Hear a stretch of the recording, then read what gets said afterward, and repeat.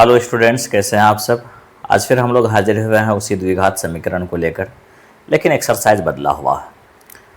और आज हम लोग द्विघात समीकरण का जो मेन थीम है उसे पढ़ने वाले हैं, जहां से बहुत सारा क्वेश्चन आता है। आप देखें, पूरे वीडियो को देखें अंत तक, बहुत ज़्यादा मज़ा आएगा, बहुत आसान लगेगा। सबसे पहले कुछ इंट्रो में सबसे पहले हम लोग द्विघात समीकरण के एक फार्मूला पे बात कर लेते हैं, जिस पे आपका बहुत सारा सवाल बनेगा। यूं समझ लो कि ये एक स्लाइडिंग है जो किसी भी क्वेश्चन के नट को खोलने के लिए काफ़ी है। तो सबसे पहले उस फार्मूला की बेसिक चीज़ों को देखते हैं। उस फार्मूला में कौन कौन सी बातें छिपी हुई है वो सब देखते हैं, कहाँ कहाँ यूज करना है वो देखते हैं। आइए चलते हैं सीधे फार्मूला पे। आपने एक द्विघात समीकरण का मानक रूप पढ़ा था, उसमें यह था कि ax² plus bx plus c बराबर 0। याद आ गया होगा। मतलब ये कि x² के पास जो भी है वो a है, x के पास जो भी है वो b है, और जिसके पास x नहीं है यानी कि चर नहीं है वो c है। इसके लिए मूल जो निकालेंगे वो मूल कैसा होगा, मूल की प्रकृति कैसी होगी, वो डिपेंड करता है कि हम लोग सबसे पहले विविक्त कर निकालें। विविक्त कर, इसी को हम लोग विवेचक भी कहते हैं। विवेचक निकालें, इसका इंग्लिश है डिस्क्रिमिनेंट। ये प्राप्त करें। अब है कि ये प्राप्त कैसे करें, इसके लिए एक फॉर्मूला है। वो फॉर्मूला है डी, डिस्क्रिमिनेंट के लिए यूज हुआ, यानी कि विवितकर के लिए। विवितकर निकालने का फॉर्मूला है डी बराबर b² माइनस 4ac। बहुत important formula, b² minus 4ac। अब जब आप d निकालेंगे ना, तो d का 3 फॉर्म हो सकता है। एक फॉर्म तो यह हो सकता है कि d 0 के बराबर हो जाए। दूसरा फॉर्म हो सकता है कि d 0 से बड़ा आ जाए, यानी कि d का आंसर प्लस में आए, तभी ना 0 से बड़ा हुआ। और अगला फॉर्म हो सकता है कि d 0 से छोटा आ जाए, मतलब d माइनस में आ जाए, d का आंसर माइनस में आ जाए। तो जब ये दो चीज होगा, या तो d बराबर होगा 0 के या d बड़ा होगा 0 से, तब मूल वास्तविक होगा। पहले तो आपको यही चेक करना है कि मूल वास्तविक है या नहीं है। मूल वास्तविक होगा कब, जब d बराबर हो जाएगा 0 के, या कि फिर d बड़ा हो जाएगा 0 के, तो मूल वास्तविक होगा। लेकिन अगर d माइनस में आ गया, यानी कि d छोटा हो गया 0 से, तो इसका हल ही नहीं निकलेगा, यानी कि मूल वास्तविक नहीं होगा। जैसे ही माइनस में आया आपको वहीं छोड़ देना है, मूल वास्तविक नहीं होगा। अब अगली बात, मूल वास्तविक होगा तो क्या क्या होगा। तो जवाब है इसका, अगर मूल वास्तविक है यानी कि d बराबर है 0 के, तब जो केस होगा, ऐसे में दो मूल यानी कि अल्फा और बीटा ये दोनों बराबर होगा। यानी कि जब d बराबर हो जाएगा 0 के, तो मूल बराबर होंगे, और उसके लिए फॉर्मूला होगा -b/2a। d बराबर हो जाएगा 0 के, तो उसके लिए फॉर्मूला, उसके लिए अल्फा और बीटा यानी कि दोनों आंसर सेम आ जाएगा, और फॉर्मूला हो जाएगा -b/2a। लेकिन जब d बड़ा होगा 0 से, यानी प्लस में आएगा, लेकिन 0 नहीं है, 0 के अलावा कोई चीज है, यानी 0 से बड़ा कोई चीज आया, तो अल्फा और बीटा अलग अलग आएगा। उसमें से अल्फा जो आएगा ना, इसके लिए हम लोग सोच रहे हैं, अल्फा जो आएगा ना वो आएगा -b प्लस √d/2a। एक तो ये फॉर्मूला हुआ, और दूसरा जो होगा ना बीटा, वो होगा -b माइनस √d/2a। आप फर्क एक ही जगह देख पा रहे होंगे, प्लस और माइनस का। ठीक है, अगर इस दोनों फॉर्मूला को एक साथ लिखा जाए, अल्फा और बीटा को एक साथ लिखा जाए, तो जिसके लिए हम लोग लिखा करते हैं जब इस दोनों फॉर्मूला को हम एक साथ लिखेंगे तो लिखा करते हैं x बराबर minus b plus minus root d by 2a, ये फॉर्मूला है। यानी इसमें अल्फा और बीटा दोनों के लिए है, एक प्लस ले लिए हैं अल्फा के लिए और माइनस ले लिए हैं बीटा के लिए। अब बात जब यहां पे आती है, डी छोटा हो जाएगा जीरो से, यानी कि माइनस में आएगा, तब तो मूल वास्तविक होगा ही नहीं, उससे आगे हल ही नहीं होगा, तो आपको वहीं छोड़ देना है। तो इस बोर्ड पे लिखे हुए फॉर्मूला को आप नोट कीजिए, सोचिए, इससे कई सारा ऑब्जेक्टिव पूछता है, पूछेगा विविध कर का फॉर्मूला, पूछा जाएगा मूल वास्तविक होगा, उसके लिए कौन कौन सा शर्त है, मूल वास्तविक के लिए क्या शर्त है, डी छोटा होना चाहिए जीरो से, अगर मूल यानी डी अगर जीरो के बराबर हो जाएगा तब क्या फॉर्मूला है, डी जीरो से बड़ा हो जाएगा तो अल्फा बीटा अलग अलग आएगा, ये सारी बातें होंगी। तो ये अगर आप समझ गए अच्छी तरह से तो आप इसे अच्छी तरह से नोट कर लें। हम लोग चलते हैं इन सब फॉर्मूलाओं का यूज देखने के लिए, कहाँ क्या यूज है, कैसे कैसे इससे हल करेंगे, ज़्यादा समझ में आएगा। ठीक, आप नोट कीजिए, पॉज कर लीजिए, इसे नोट कर लीजिए। आप जो बोर्ड पे सवाल देख रहे हैं पहला का पहला, इसमें किताब का कहना यह है कि इस समीकरण के लिए मूलों की प्रकृति ज्ञात कीजिए, यानी नेचर ऑफ रूट्स आप बताइए। नेचर ऑफ रूट्स से मतलब यह है कि वो वास्तविक है या वास्तविक नहीं है।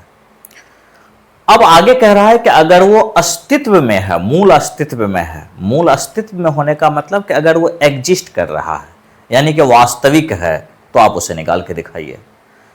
तो बात यह हुई कि सबसे पहले हमें यह चेक करना है कि इसका मूल निकलेगा या नहीं निकलेगा। इसको चेक करने के लिए आपको एक फॉर्मूला अभी दिया गया, आइए चेक करते हैं।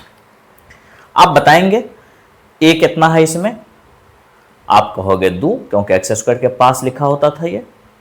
बी कितना है इसमें, आप कहेंगे -3, और सी क्लियर है 5।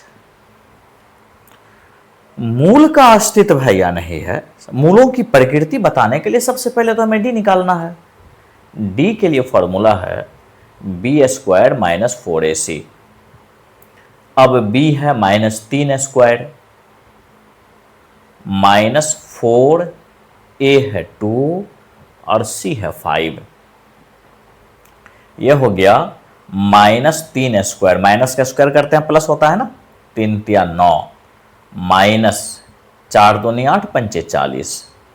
अब माइनस के पास ज्यादा है, यानी किसी भी अंक का साइन उससे पहले लिखा होता है, इसका मतलब 40 का साइन माइनस है, प्लस का साइन 9 का साइन प्लस है। तो 40 में से अगर आप 9 घटा लेते हो तो हो जाता है -31, क्योंकि माइनस के पास ज़्यादा बड़ा है। अब सोचिए कि डी छोटा हो गया ना जीरो से, माइनस में आया तो प्लस में आता तब ना बड़ा होता जीरो से, जब छोटा हो गया जीरो से, इसलिए मूल वास्तविक नहीं है। यह समीकरण जो है ना वो वास्तविक नहीं है। जब वास्तविक ही नहीं है इसका मतलब है कि इसका मूल अस्तित्व में नहीं है। अस्तित्व में होता तो आप जो है सो निकाल लेते। तो ये चेक करने का तरीका है। आप 1 बाय 1 पहले नोट कर लें कि ए कितना है, बी कितना है, सी कितना है, फॉर्मूला रखें, फॉर्मूला पे सेट करें, चुटकियों में हल कर दें। चेक कर लें कि डी क्या आया, डी बराबर आता जीरो के या डी बड़ा आता जीरो से, तो आप जान ही रहे हैं कि वास्तविक होता। यहाँ डी छोटा आ गया है जीरो से, इसलिए वास्तविक नहीं है। देखते हैं हम लोग अगला क्वेश्चन। पहला का दूसरा सवाल बहुत सिंपल है, बन जाने वाला है, फिर भी हम लोग इस पर थोड़ा सा डिस्कस करते हैं। अब आप मुझे लिखाते चलें, बताएं ए कितना है, 3, गुड। बी कितना है, -√3, एक्स के पास है -4√3, और सी कितना है, 4। निकालना क्या है, डी। डी निकाल लेते हैं। डी का फॉर्मूला आपने सुन रखा है ना, -b² -4ac। अच्छा, आप करेंगे क्या ना कि अगर कोई सेक्शन समझ में नहीं आया तो उसे 1-2 बार चला के देखें। ऑनलाइन क्लास का सबसे ज़्यादा बेनिफिट यही होता है। यहाँ हम लोग ऑफलाइन तो पढ़ा नहीं रहे कि आप उससे 1 से 2 बार 3 बार 4 बार पूछोगे, वहाँ तो बताना ज़रूरी होता है, लेकिन लगता है आपको भी थोड़ा सा ये लगता है कि बार बार सर से एक ही बात पूछ रहे हैं। यहाँ तो आपके अपने हाथ में हैंडल है, जितनी बार मन हो पीछे कर करके देखते रहो।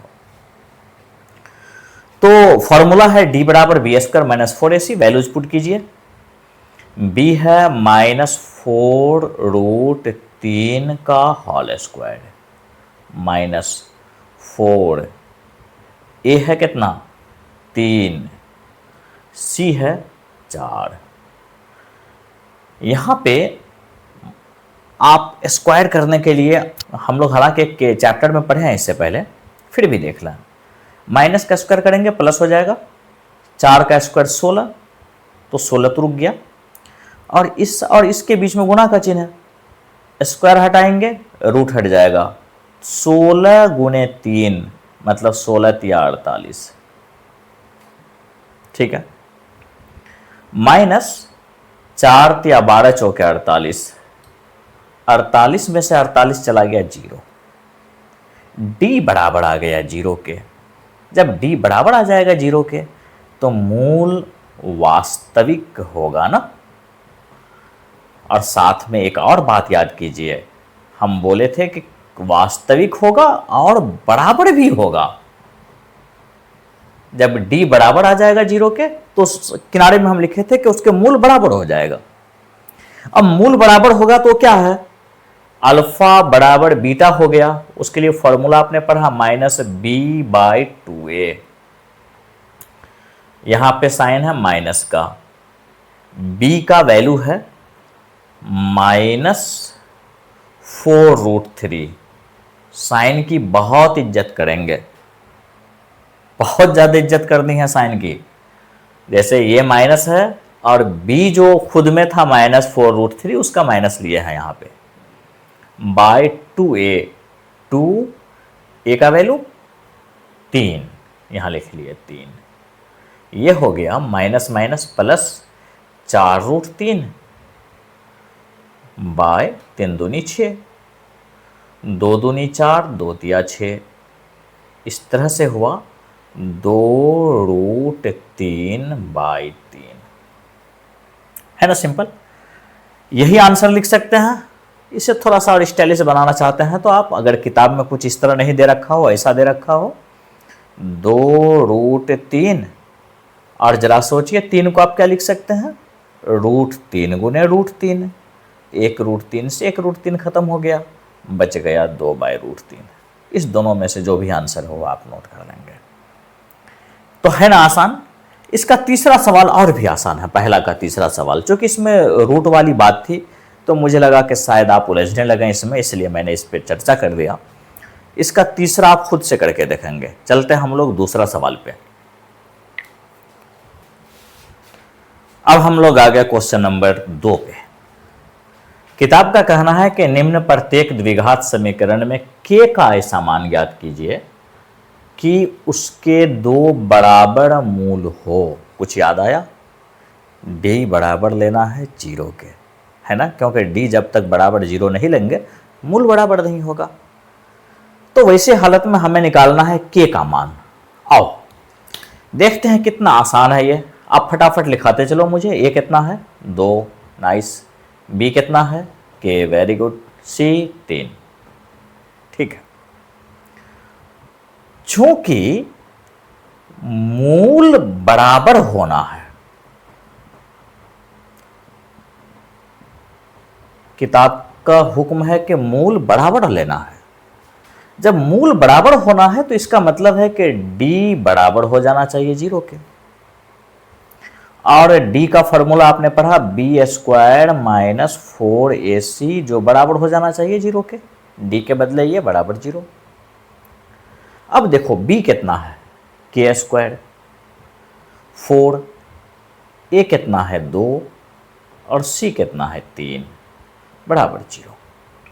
आप इसे ऐसे लिख सकते हो k², 4 दूनी 8 त्रिक 24 बराबर 0, k² बराबर -24 इस साइड ले आए +24,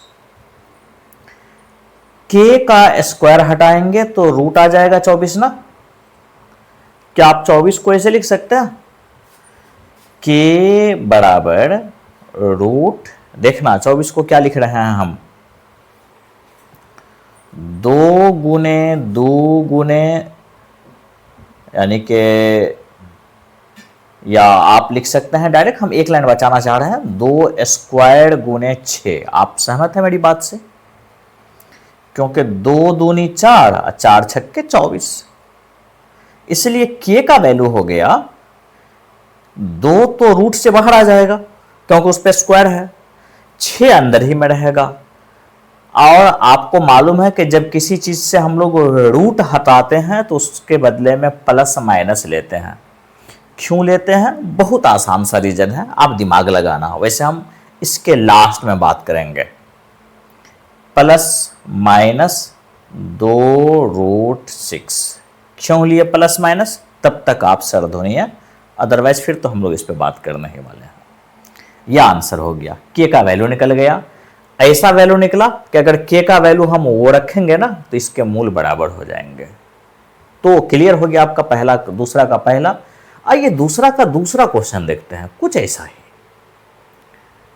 सिर्फ फर्क यह है कि यहां पे एक ब्रैकेट ले रखा है, उससे पहले के एक्स लिया है, तो पहले आप इसे द्विघात समीकरण का शकल दे दीजिए कम से कम। के एक्स को एक्स से मल्टीप्लाई करेंगे, हो जाएगा के एक्स स्क्वायर माइनस के एक्स 2 से गुना होगा 2kx और प्लस 6 बराबर 0। अब आप मुझे लिखाइए, ए कितना, के, गुड, बी कितना, -2 केवल नहीं, के भी, x के अलावा जो है वो सब बी है, और c कितना, तो आप कहेंगे 6। ये बात तो हो गई। अब आपको निकालना है, चूंकि मूल बराबर है, इसलिए चूंकि मूल बराबर होना है, मूल बराबर होना है, तो इसका मतलब क्या हुआ कि d 0 के बराबर होना है। अब d के लिए फॉर्मूला b² - 4ac बराबर 0। b कितना है, -2k² -4, a है k, c है 6 बराबर 0। -2k² यानी कि 2 दूनी 4k² माइनस का स्क्वायर प्लस माइनस 4 छक्के 24k बराबर 0। ठीक है। अब आप सोचो, यहां पे 2 केस है। एक केस जो मुझे लगता है वो ज्यादा स्टैंडर्ड है, वो ये कि अगर हम इस दोनों में 4k कॉमन ले लें,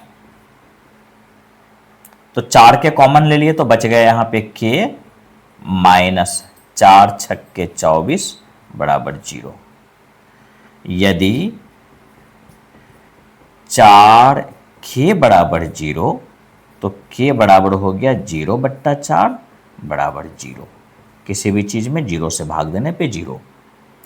और दूसरा केस जो हुआ वो हुआ k -6 बराबर 0, तो k बराबर 6, यानी k का यहां पे 2 मान आ सकता है, या तो 0 या 6।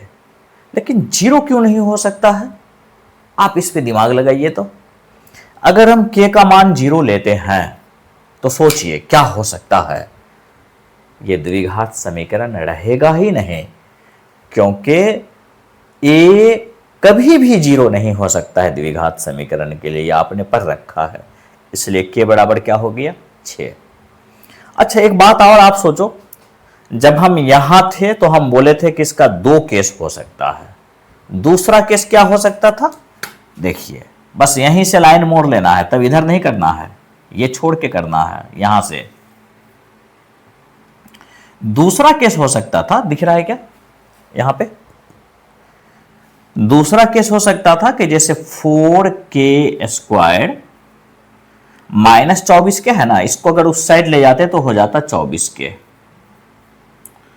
अब क्या होता, k² यानी कि k उसमें 2 बार है, या यूं कह लीजिए आप, इसमें से एक k अगर निकाल लेते यहां पे तो ऊपर चला जाता 24k/4k। आप मानते हैं इस बात को? इसमें से एक k हम यहां रख लिए, तो नीचे जाने के लिए मेरे पास बच गया 4 के, पहले से है 24 के से के कट गया, 4 छक्के 24, के का वैल्यू 6 जो आया था। क्लियर है ना? बहुत आसान था भी ना? बिल्कुल। आप इसे नोट कीजिए, देखते हैं हम लोग अगला क्वेश्चन। क्वेश्चन नंबर 3 बिल्कुल आपके दिमाग लगाने के लिए, बहुत आसान। अच्छा हाँ, कुछ बातें जो टेक्निकल छिपी हुई हैं इसमें। लंबाई चौड़ाई से दोगुनी हो, याद आया? कभी बात किए थे। वैसे अगर आप में से किसी ने इस सब वीडियो को नहीं देखा है इससे पहले क्लास वाले को, तो इसी के डिस्क्रिप्शन में उसका लिस्ट है, आप पहले उन दोनों को देखें। बेहतर समझने के लिए ज़रूरी है पहले उस दोनों को देखा। आइए इस पे बात करते हैं।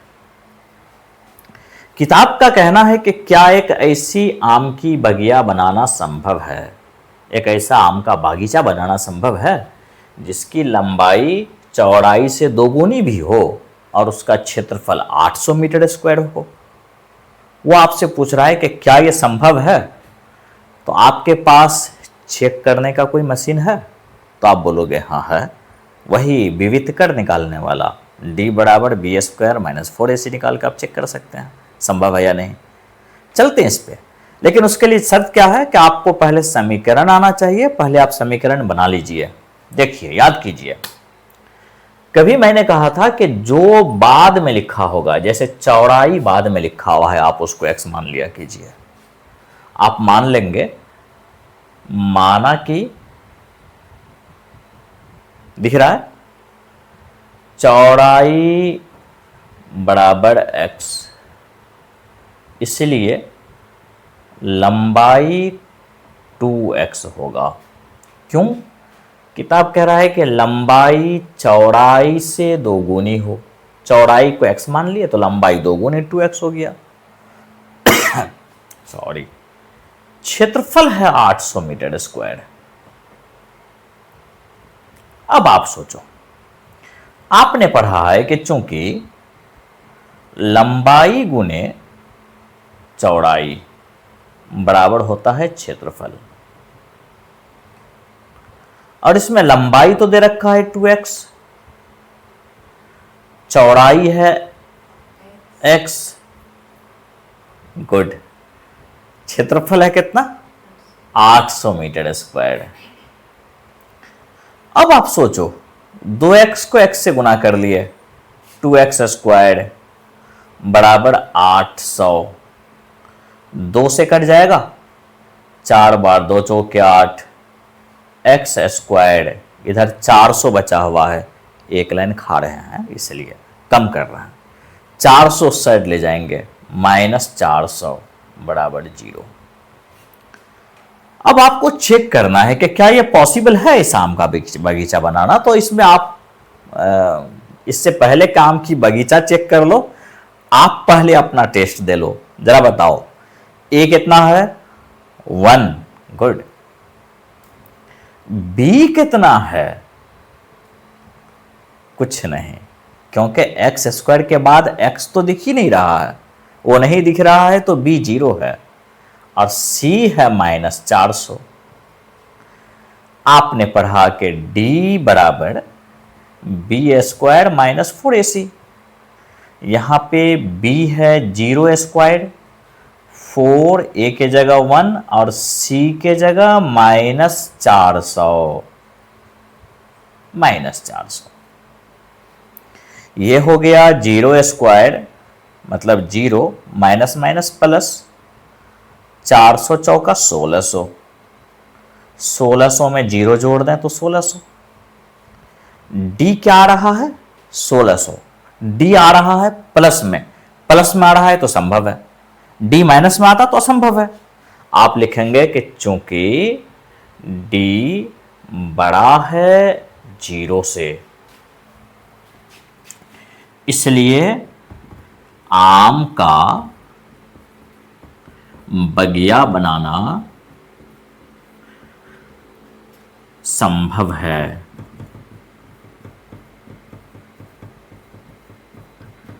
जो हमारे मिथिला से देख रहे हैं वो बगिया का गलत मतलब नहीं समझेंगे, घर में खाए वाला। ये बगिया से मतलब मुराद है बागीचा।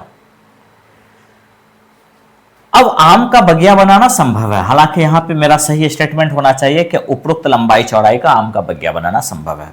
खैर आप समझ गए, काफी है। अब अगला है कि यदि है तो उसकी लंबाई और चौड़ाई ज्ञात करें। तो अब देखिए आपने क्या पढ़ा है कि x की वैल्यू, चूंकि एक्स स्क्वायर माइनस 400 बराबर 0, तो आप ऐसे लिख सकते हो क्या, एक्स स्क्वायर बराबर 400, एक्स का जो वैल्यू निकालोगे √400, और 400 का वर्गमूल हो गया 20। आप ये मत पूछना कि यहां प्लस माइनस क्यों नहीं लिए, ऐसे इसलिए नहीं लिए क्योंकि लंबाई और चौड़ाई माइनस में लाने का तो कोई मतलब ही नहीं है, इसलिए हमने प्लस में ले लिया 20। अब आप x मान किसे रखे हो, चौड़ाई को, अतः चौड़ाई बराबर x बराबर 20, लंबाई बराबर 2x बराबर 2 गुने 20 बराबर 40। अच्छा लगा? अच्छा लगा से मुराद समझ में आया? अगर समझ में आ गया, अगर नहीं समझ में आ गया होगा तो आप इसे नोट कर लें। हम लोग चलते हैं अगले क्वेश्चन पे। हाँ, अगला क्वेश्चन अगर मुझे लगे कि ये तो बहुत आसान है, तो फिर हम ऐसे ही छोड़ देंगे अगले सवाल के लिए। तो उपस्थित है एक और मज़ेदार क्वेश्चन के साथ, क्वेश्चन नंबर 4। इस क्वेश्चन में जो भी मैसेज दिया गया है ना, आपको क्वेश्चन पढ़ते ही पता लग जाएगा कि ये तो क्वेश्चन नज़र से गुजरा हुआ है। इसको लेकिन बेहतर तरीके से समझने के लिए एक बार फिर से उसी लिंक पे जाना है जो इस डिस्क्रिप्शन में है। ओके, देखते हैं। किताब का कहना है कि 2 मित्रों की आयु का योग 20 वर्ष है। अब सपोज कर लो कि मैं और मेरा दोस्त दोनों की उम्र का जोड़ 20 साल। मेरे उम्र को देख के संभव नहीं लग रहा है, लेकिन एक मिसाल ले रहा है। अब उसमें से अगर मेरा खुद का उम्र 11 साल है तो मेरे दोस्त का आपको हो गया 9 साल। बिल्कुल होगा, क्योंकि आप 20 में से मेरे उम्र को माइनस कर दिए। अब मैथमेटिकल जुबान में सोचते हैं, अगर मेरा उम्र x साल है तो आपको हो गए 20 माइनस x साल। ठीक है ना? देखते हैं। आप लिखोगे, माना कि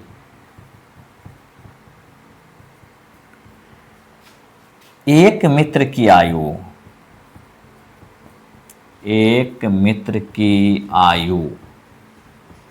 x वर्ष, तो दूसरे मित्र की आयु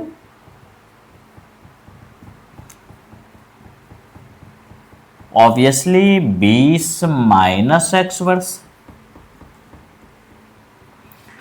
4 वर्ष पूर्व उनकी आयु का गुणनफल 48 था। 4 साल पहले उनकी आयु का गुणनफल 48 था। तो अब प्रश्न की बात कीजिए। अब मान लो अभी हम अपनी उम्र आपको बताए 11 साल, तो 4 साल पूर्व मेरी उम्र 11 माइनस 4 मतलब 7 साल थी।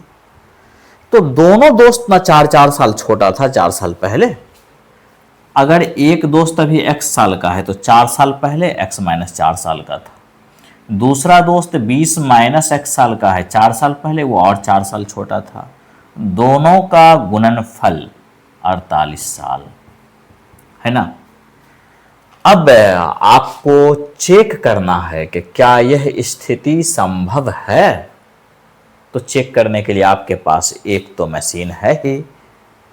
क्या है वो? फॉर्मूला वाला मशीन, d बराबर b² माइनस 4ac से। तो वहां पहुंचेंगे, लेकिन तब तक हम लोग इसका समीकरण सही से बना लें। अब देखो x माइनस 4, 20 में से 4 चला गया 16 माइनस x बराबर 48। x बारी बारी 16 से और x से गुना होगा। x को 16 से गुना कीजिए 16x, फिर ये x हो गया x से गुना x स्क्वायर्ड। इसी तरह से -4 बारी बारी से दोनों से गुना होगा। -4 16 से गुना हुआ 16 चौका 64, माइनस माइनस प्लस 4 को x से गुना किए 4x बराबर 48। अब ये हो गया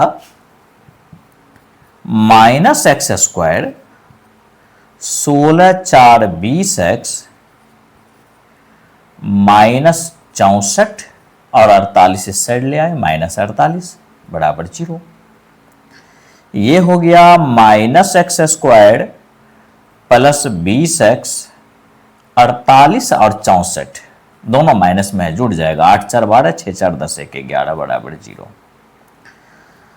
अब तो समीकरण भी बन गया। अब हम लोगों को देखना है कि a कितना है, तो आपको हो गया -1 यहां पे है, b है 20 और c है -112। आपको निकालना है d के लिए फॉर्मूला पढ़े हैं b² -4ac।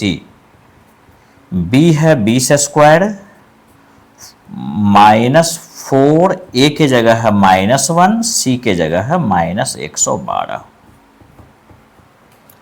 अब आगे जो हल करोगे आप तो 20² d बराबर हो गया 20² 400 minus minus plus minus minus वो एक सही लिए 4 इकाई 4 4 को 112 से गुना किया 448।